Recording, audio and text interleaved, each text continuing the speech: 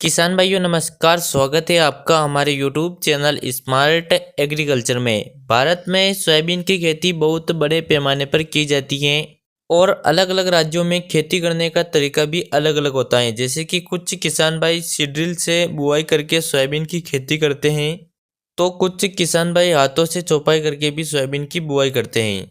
किसान भाइयों, सोयाबीन की खेती में खरपतवार को कंट्रोल करना सबसे ज़्यादा ज़रूरी होता है, क्योंकि अगर आपके खेत में खरपतवार मौजूद रहेंगे तो उससे पौधे की ग्रोथ कम होगी।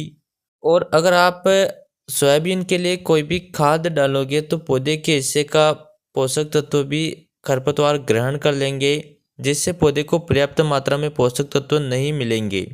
कुल मिलाकर बात करें तो अगर सोयाबीन के खेत में खरपतवार को कंट्रोल नहीं किया जाता है तो उससे सोयाबीन की पैदावार 40 से 50% तक कम हो सकती है।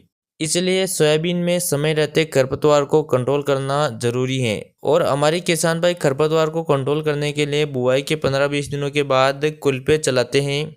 और कुल्पे चलाने के अलावा भी अगर खरपतवार कंट्रोल नहीं होता है तो कुछ किसान भाई बुआई के बाद खरपतवार नाशक दवा का छिड़काव भी करते हैं। लेकिन अगर आपके खेत में खरपतवार को उगने ही नहीं दोगे तो फिर आपको डबल फायदा मिलेगा, क्योंकि सोयाबीन उगने के बाद अगर आप खरपतवार नाशक दवा का छिड़काव करोगे तो उससे सोयाबीन की फसल को भी झटका लगता है, जिससे सोयाबीन की ग्रोथ प्रभावित होती है। और अगर सोयाबीन उगने से पहले ही खरपतवार को कंट्रोल कर लोगे तो उससे सोयाबीन की फसल को बिल्कुल भी झटका नहीं लगेगा। अब सवाल ये आता है कि सोयाबीन में खरपतवार को उगने से पहले ही कैसे कंट्रोल करें। तो इसकी पूरी जानकारी के लिए आप वीडियो को बिना स्किप के अंत तक जरूर देखिए। और आप हमारे चैनल पर पहली बार आए हो तो नीचे देखिए लाल अक्षरों के सब्सक्राइब के बटन पर क्लिक कर दीजिए और उसके पास में जो घंटी का निशान आया है उसे भी जरूर दबा दीजिए, ताकि हम जैसे नए वीडियो अपलोड करें उसका नोटिफिकेशन आपको तुरंत मिल जाए। किसान भाइयों, खरपतवार को कंट्रोल करने के लिए मार्केट में कई प्रकार की खरपतवार नाशक उपलब्ध है, जिनमें से कुछ प्री इमर्जिंग खरपतवार नाशक है और कुछ पोस्ट इमर्जिंग खरपतवार नाशक है। प्री इमर्जिंग मतलब कि बुआई के 24 से 48 घंटों के अंदर प्रयोग किए जाने वाला खरपतवार नाशक, और पोस्ट इमर्जिंग मतलब कि बुआई के 15 से 20 दिनों के बाद प्रयोग किए जाने वाला खरपतवार नाशक। अगर आप खरपतवार को उगने से पहले ही कंट्रोल करना चाहते हो तो आप सोयाबीन की बुआई के तुरंत बाद प्री इमर्जिंग खरपतवार नाशक दवा का प्रयोग करें, जिससे आपके खेत में सिर्फ सोयाबीन उगेगा। सोयाबीन के अलावा किसी भी प्रकार का एक भी खरपतवार नहीं उगेगा। और प्री इमर्जिंग खरपतवार नाशक दवा का 40 से 45 दिनों तक रिजल्ट मिलता है।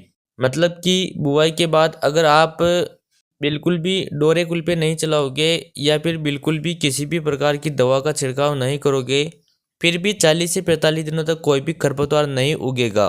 और जब खरपतवार उगेगा उस समय तक सोयाबीन का पौधा काफ़ी बड़ा हो जाएगा और फिर सोयाबीन का पौधा खरपतवार को पनपने नहीं देगा। और किसान भाइयों, प्री इमर्जिंग खरपतवार नाशक दवा का छिड़काव करने से सोयाबीन की फसल को बिल्कुल भी झटका नहीं लगता है। जबकि अगर आप पोस्ट इमर्जिंग खरपतवार नाशक दवा का छिड़काव करोगे तो उससे सोयाबीन की फसल को एक झटका जरूर लगेगा।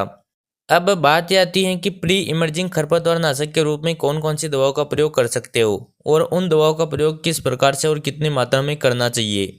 तो किसान भाइयों, आजकल मार्केट में बहुत सारी कंपनियों की अलग अलग नाम से सोयाबीन के लिए प्री इमर्जिंग खरपतवार नाशक उपलब्ध हैं, जैसे कि BASF कंपनी की वेलर 32, टाटा कंपनी का मार्क, डव एग्रो साइंस का स्ट्रॉन्ग आर्म, सुमिटोमा कंपनी का सुमी मैक्स। इसके अलावा भी बहुत सारी कंपनियों के प्री इमर्जिंग खरपतवार नाशक उपलब्ध हैं। अब अगर इन दवाओं के प्रयोग करने के तरीके के बारे में बात करें तो जब आप सोयाबीन की बुआई करते हो तो बुआई करने के 24 से 48 घंटों के अंदर आप प्री इमर्जिंग खरपतवार नाशक दवा का छिड़काव कर दीजिए, जिससे आपको अच्छा रिजल्ट मिलेगा। अब अगर इनकी मात्रा के बारे में बात करें तो प्री इमर्जिंग खरपतवार नाशक के रूप में सबसे अच्छा टेक्निकल है पेंडामेथिलीन प्लस एमिजाटाइपर। तो आप इस टेक्निकल वाली किसी भी कंपनी की दवाई का 1 लीटर प्रति एकड़ की दर से छिड़काव कर सकते हो।